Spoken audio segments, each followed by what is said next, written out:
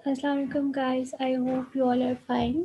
हमारा जो आज का लेक्चर था, बेसिकली हमने रजिस्ट्रेशन ऑफ ट्रेड यूनियन का चैप्टर पढ़ना था, जो कि चैप्टर 2 है IRA 2012 में। अब सेक्शन 3 से सेक्शन 18 तक बेस करता है ये चैप्टर। तो जो हमारा प्रोसीजर है बेसिकली, जिसमें हमने पढ़ना है कि ये स्टेप होता है, ये चीज़ें अटैच करनी है ट्रेड यूनियन की, वो मेनली स्टार्ट होता है सेक्शन 6 से। सो उसका अलग से फ्लो चार्ट है जो कि मैं नेक्स्ट वीडियो में ऐड कर दूँगी। इसके लिए अभी जो पहले 3 सेक्शंस हैं, सेक्शन 3, 4 और 5, आई थॉट कि मैं इसकी अलहदा से शॉर्ट सी वीडियो बना लूँ, ताकि आपका मेन प्रोसीजर, अगर आप पेपर पॉइंट ऑफ व्यू या वैसे प्रोसीजर को सिंपली देखना चाह रहे हैं तो वो अलहदा हो जाएगा।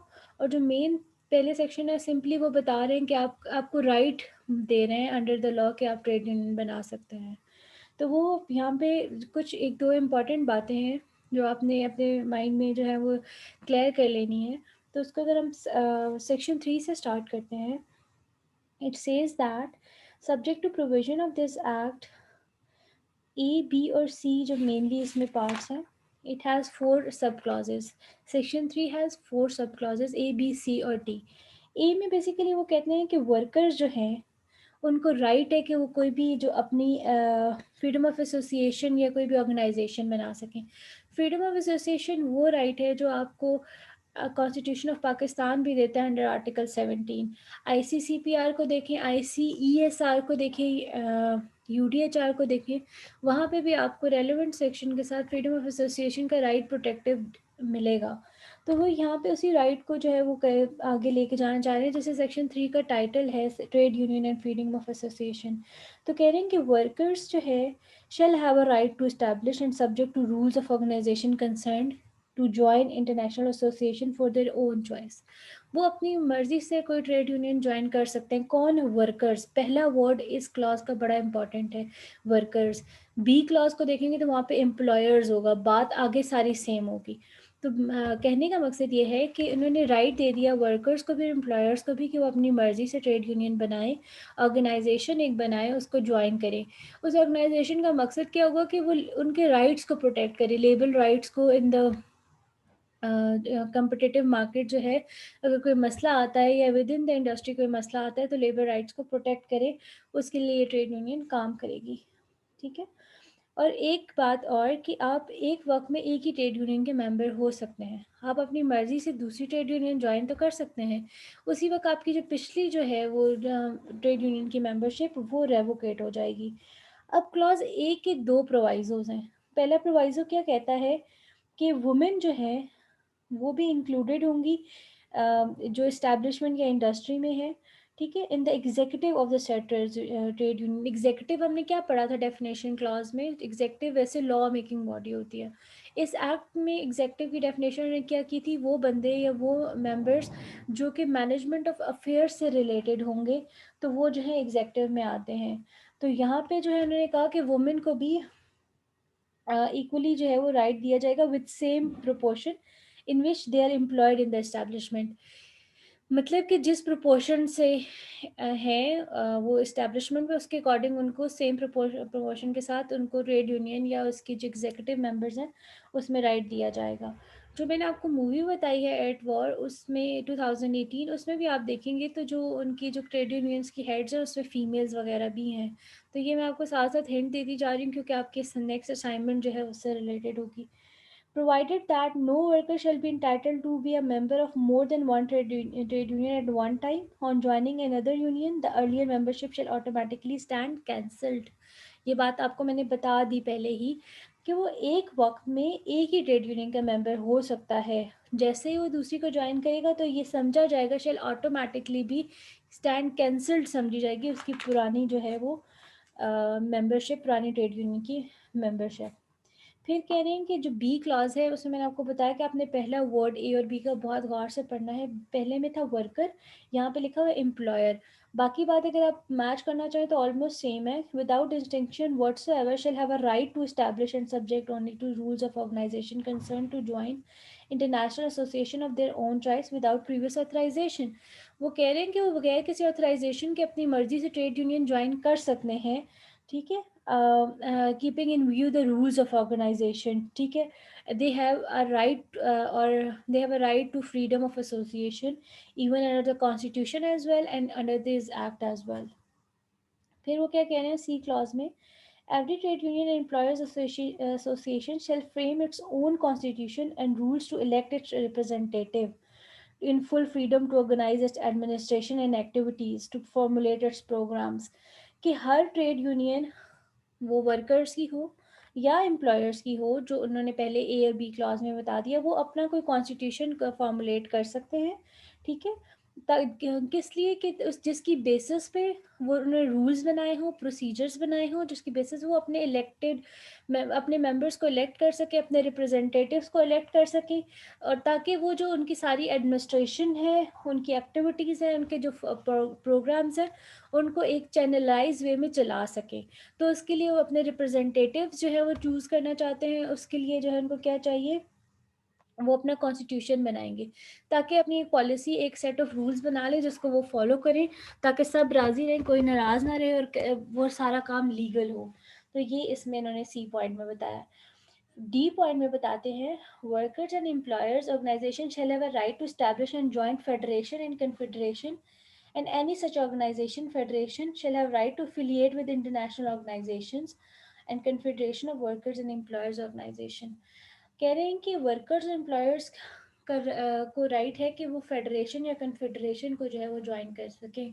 फेडरेशन ये होगी कि फॉर एग्जांपल एक ट्रेड यूनियन की ब्रांचेस हैं बाकी प्रोविंसेस में भी सेम ट्रेड यूनियन की, तो वो क्या है, फेडरेशन है।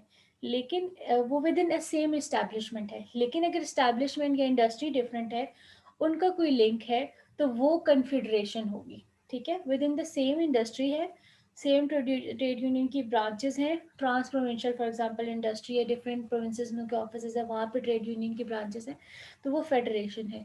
लेकिन अगर इंडस्ट्री चेंज हो गई और वहाँ पे ट्रेड यूनियन है और उनका कोई आपस में कोई मर्जर है, कोई जॉइंट वेंचर है या कुछ इस तरह का, तो वो कन्फेडरेशन होगी। वो जो है वर्कर्स एम्प्लॉयर्स का राइट है कि वो उसको ज्वाइन कर सकें, कीपिंग इन व्यू कि आप एक वक्त में एक ही ट्रेड यूनियन के मेंबर हो सकते हैं। ये प्रोवाइज़ो को आपने नहीं भूलना जो क्लॉज ए की सेकेंड प्रोवाइज़ो में मेंशन है। सेक्शन 4 क्या कहता है, रजिस्ट्रार ऑफ ट्रेड यूनियन लिखते हैं, for the purpose of this act the government shall by notification in official gazette. कभी कभी एमसीक्यूज में आ जाता है कि वेदर की ऑफिशियल गैजेट में नोटिफिकेशन ज़रूरी है या नहीं, व्हाट, या फिर गवर्नमेंट किस मोड के थ्रू जो है रजिस्ट्रार अपॉइंट करेगी, तो वहाँ पे जो है यहाँ ये मेंशन करना ज़रूरी है, for the purpose of this act the government shall by notification. एक तो गवर्नमेंट कर सकती है, कैसे करेगी, by notification in the official gazette. क्या करेगी, रजिस्ट्रार अपॉइंट करेगी ट्रेड यूनियन का, और who shall be assisted by one और मोर जॉइंट रजिस्ट्रार, जो उसको वन और मोर जॉइंट रजिस्ट्रार जो है उसको असिस्ट करेंगे, ठीक है। ये सेक्शन 4 था IRA 2012 का चैप्टर 2। अब सेक्शन 5 है powers and functions of registrar. ये रजिस्ट्रार की बातें हैं और ट्रेड यूनियन और फ्रीडम एसोसिएशन की जनरल बातें थी, तो हमने ये सेक्शन 3, 4 और 5 अलहदा से पढ़ना है। 6 से 12 तक और आगे जो थोड़े बहुत लिंक होंगे वो मैं बता दूंगी, वो मेन प्रोसीजर है रजिस्ट्रेशन ऑफ ट्रेड यूनियन का, ठीक है। उससे पहले रजिस्ट्रार की पावर्स फंक्शंस हमने अलहदा कर लिए। सेक्शन 5 क्या कहता है, the registrar and the joint registrars, as the case may be, shall have the following powers and functions: the registration of trade union under this act and the maintenance of register for the purpose। कि कह रहे हैं कि registrar या joint registrar, जैसे हमने पिछले section 4 में पढ़ा कि उसको असिस्ट करेंगे 2 और मोर रजिस्ट्रार्स, तो उनके फंक्शन क्या है कि एक तो ट्रेड यूनियन को रजिस्टर करेंगे, ठीक है, जो भी procedure provided under this act. फिर जो रजिस्टर है, रजिस्ट्रेशन रजिस्टर्स होते हैं जिसमें वो एंट्री करते हैं, फिर उसको प्रॉपर रिकॉर्ड उतारते हैं, फिर आपको एंडोर्समेंट देते हैं, तो उस रजिस्टर में जो है वो मेंटेन करेंगे, वो रजिस्टर उसमें सारा डाटा मेंटेन करेंगे। उसके अलावा क्या पावर्स और फंक्शन है रजिस्ट्रार के, टू लॉज और authorize any person to lodge complaints with the commission for action including prosecution against trade union, employers, workers, or other person for any alleged offense or any unfair labor practice or violation of any provision for expending the funds of trade union in contravention of provision of its constitution। कहते हैं कि registrar का जो है वो power है कि वो क्योंकि वो इस्टेब्लिशमेंट का रजिस्ट्रार है, गवर्नमेंट ऑफिशियल गैजेट के थ्रू उसे अपॉइंट किया है, तो वो जो है वो कंप्लेंट लॉन्च भी कर सकता है, ठीक है, खुद भी लॉन्च कर सकता है, टू लॉन्च से स्टार्ट हुआ है वर्ड, तो खुद लॉन्च कर सकता है, या फिर किसी पर्सन को ऑथराइज कर सकता है टू लॉन्च, क्या लॉन्च, कंप्लेंट लॉन्च कर सकता है, किस कहाँ पे करेगा, खुद को नहीं लिख के देगा ना, अपनी एप्लीकेशन लिख के खुद को दे और बैठ जाए कि काम हो जाए, ऐसे नहीं होगा। और उसके पावर्स क्या है कि वो खुद कंप्लेंट लॉन्च करेगा, या किसी पर्सन को ऑथराइज कर सकता है कि वो कंप्लेंट लॉन्च करे, कहाँ पे करे, टू द कमीशन।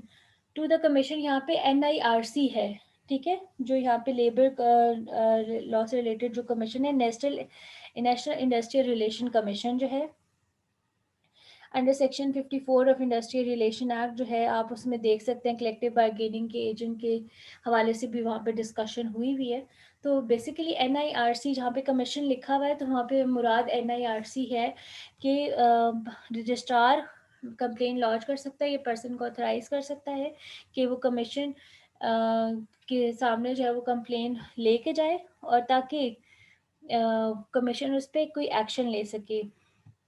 वो प्रोसिक्यूशन हो सकती है कोई ट्रेड यूनियन के अगेंस्ट, या उसके एम्प्लॉयर के अगेंस्ट, या किसी वर्कर के अगेंस्ट कोई अलेज्ड ऑफेंस है तो वो उससे रिलेटेड हो सकती है, या कोई अनफेयर लेबर प्रैक्टिस हो रही है, ठीक है, कोई उनको वेजेस ठीक नहीं मिल रही, टाइम ज़्यादा उनसे ले रहे हैं, तो वो जो कि कॉन्ट्रवेंशन है इस एक्ट की या लेबर लॉ की, तो उसके अकॉर्डिंग जो है रजिस्ट्रार की पावर है कि वो कंप्लेन लॉन्च कर सकता है, या पर्सन को ऑथराइज कर सकता है कि वो कमीशन के सामने कंप्लेन लेके जाए for the alleged offence. C part क्या है सेक्शन 5 का, the determination of question as to which one of the trade union in an established industry is entitled to be certified as collective bargaining agent, कि registrar ये determine कर सकता है, उसके पास power है कि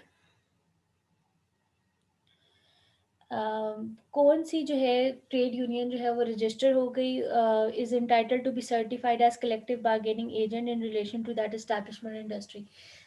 एक बात है कि अगर एक इंडस्ट्री में 5,000 एक ट्रेड यूनियन में तकरीबन 5,000 लोग हो सकते हैं, इससे ज़्यादा होंगे तो आपको अलहदा ट्रेड यूनियन बनानी पड़ जाएगी, ठीक है, मिनिमम जनरल इंडस्ट्री में 2 ट्रेड यूनियंस होती हैं। तो अब वो कह रहे हैं कि कौन सी ट्रेड यूनियन सर्टिफाइड होगी as a collective bargaining agent, कोई इंडस्ट्रियल डिस्प्यूट आ जाता है, ठीक है, कोई मसला कोई तनाज़ा आ जाता है वर्कर वर्कर के दरमियान, एम्प्लॉयर एम्प्लॉयर के दरमियान, या वर्कर और एम्प्लॉयर के दरमियान, तो कौन कलेक्टिव बार्गेनिंग एजेंट मतलब कलेक्टिवली बार्गेन करेगा ना, विन विन सिचुएशन क्रिएट करेगा, दोनों को सुनेगा, तो कौन सी trade union entitle to be certified as collective bargaining agent होगी, वो भी कौन डिटर्मिन करेगा, ये किसके पास पावर है डिटर्मिन करने की, रजिस्ट्रार के पास पावर है under section 5 sub section C. और डी क्या कहता है, to inspect the accounts and records of the registered trade union, investigate और hold such inquiry in the affairs of trade union as he deems fit either by himself और through an officer subordinate to him and to authorise him in writing in this behalf, कि वो accounts को inspect कर सकता है registered जो या जो ट्रेड यूनियन रजिस्टर उनके रिकॉर्ड्स को जो है वो इंक्वायरी कर सकता है, इन्वेस्टिगेशन कर सकता है उसकी, अगर उसको लगता है कि कोई अनफेयर लेबर प्रैक्टिस हो रही है, कोई करप्शन हो रही है, तो उन या फिर कोई एप्लीकेशन देता है, या वैसे जनरली भी अगर उनको लगता है तो वो जो है इंस्पेक्शन कर सकते हैं अकाउंट्स की, किन अकाउंट्स की, या अकाउंट्स या रिकॉर्ड की इंस्पेक्शन कर सकते हैं, किसकी, रजिस्टर्ड ट्रेड यूनियन के अकाउंट्स की, ठीक है, और फिर इन्वेस्टिगेशन भी कंडक्ट कर सकते हैं, इंक्वायरी भी कर सकते हैं in affairs of trade unions, जैसे अगर उनको मुनासिब लगे, ठीक है, and to authorise him in writing in this behalf, या फिर किसी ऑफिसर जो सब ऑर्डिनेट है उनका, रजिस्ट्रार अगर है उसका कोई ऑफिसर है उस सब ऑर्डिनेट टू हिम, उससे नीचे है, उसको ऑथराइज कर सकता है कि आप इन्हें इन्वेस्टिगेशन इंक्वायरी करनी है, ये इंस्पेक्शन करनी है अकाउंट्स या रिकॉर्ड्स की, और ये जो ऑथराइजेशन होगी वो कैसी होगी, शेल बी इन राइटिंग होगी, ठीक है, और भी ई क्लॉज है, such other powers as function as may be prescribe, जैसे हम लिखते हैं ना प्रेयर में, एनी अदर रिलीफ विच में बी ग्रांटेड, तो और भी जो पावर्स अगर किसी जगह पे एक्ट के अंदर हैं एज में बी प्रिस्क्राइब्ड, वो भी रजिस्ट्रार की पावर्स के अंदर आती है, मेनली जो है वो उन्होंने यहाँ पे हमें बता दी। यहाँ पे एक केस है 2017 PLC 115 जो कि बहुत इम्पॉर्टेंट है, और जनरली अगर आप उसको पढ़ेंगे तो बहुत जगह ये कोट हुआ होता है। अगर आप कम्युनिटी वाली बुक भी पढ़ेंगे तो उसमें भी बहुत जगह जो है इसमें बहुत से पॉइंट्स आपको मिल जाएंगे। 2017 PLC 115 115 2017 PLC 115। तो इसको आप पर्सनली अगर पढ़ना चाहें तो पढ़ सकते हैं। आपको इसमें से डिफरेंट प्रिंसिपल्स मिल जाएंगे जो कि आपके काफ़ी सेक्शन से लिंक्ड होंगे, स्पेशली जो ये वाला चैप्टर है, चैप्टर 2। यहाँ पे हमारे 3 सेक्शंस कंप्लीट हुए, 3, 4 और 5। प्रोसीजर जो है वो हम नेक्स्ट में मैं रिकॉर्ड करके आपसे शेयर कर दूंगी। थैंक यू सो मच, और काइंडली आप पार्ट 2 भी सुने ताकि आपको प्रोसीजर ऑफ रजिस्ट्रेशन पता चल जाए। Thank you so much.